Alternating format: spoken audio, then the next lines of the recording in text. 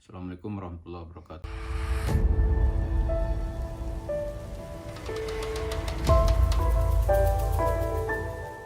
Para pemirsa, saat ini kita ingin melihat negara Islam atau negara-negara Arab kecenderungannya ke depan seperti apa.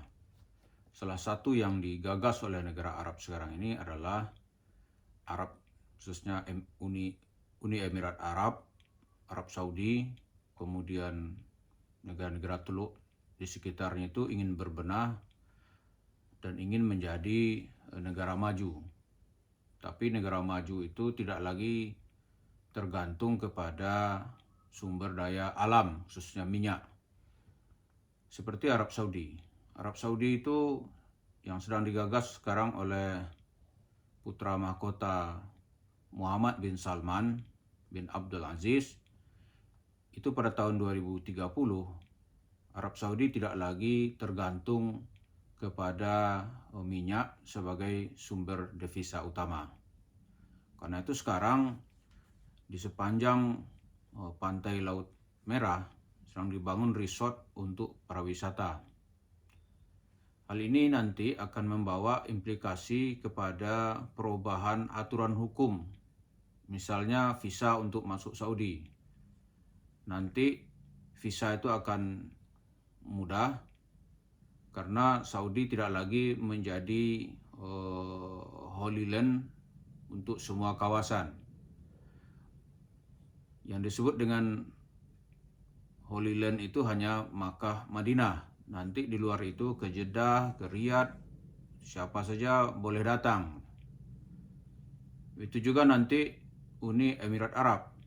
Uni Emirat Arab juga telah membuka hubungan diplomatik dengan Israel, menjadi kota terbuka.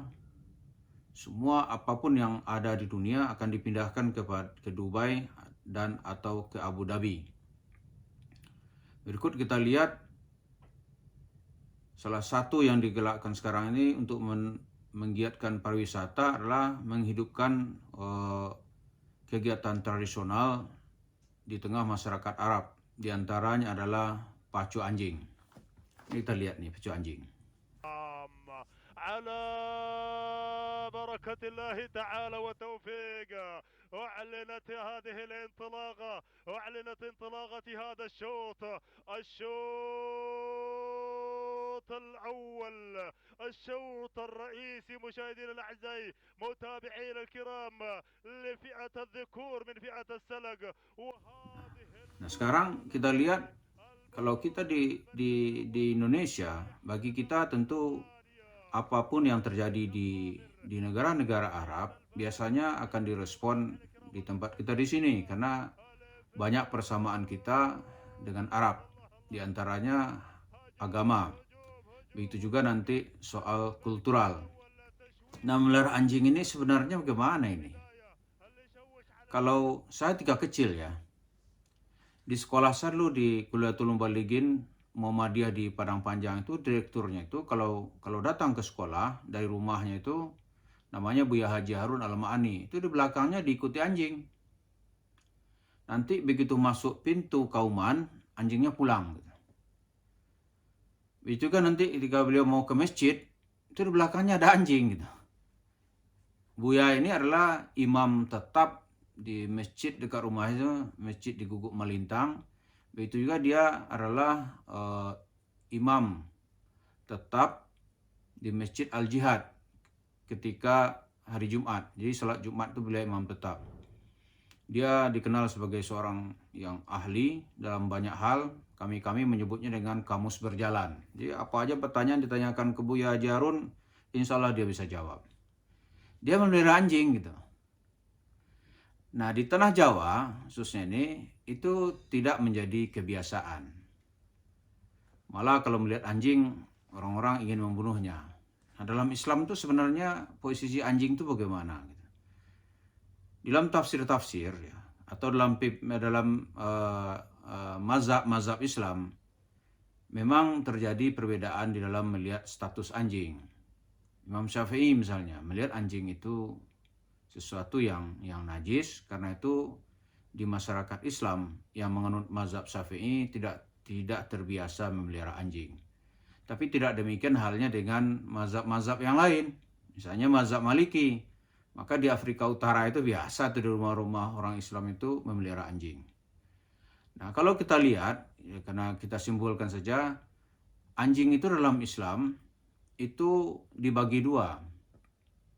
Yang pertama itu anjing peliharaan, memelihara rumah, menjaga kebun.